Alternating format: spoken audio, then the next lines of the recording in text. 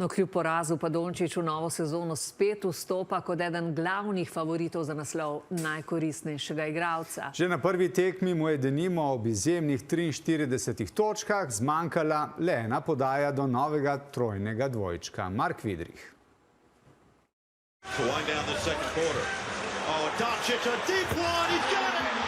To so le 3 od 43 točk, ki jih je na uvodni tekmi njegove že 8. sezone v ligi NBA dosegel Luka Dončić.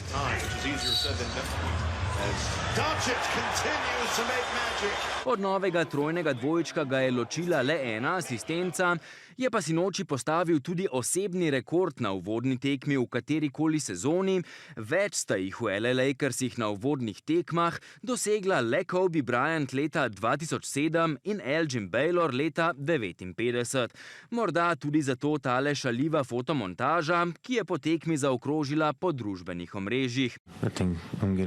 Defensive end, just trying to be more involved, more communication, but overall, 41 minutes, so I like that.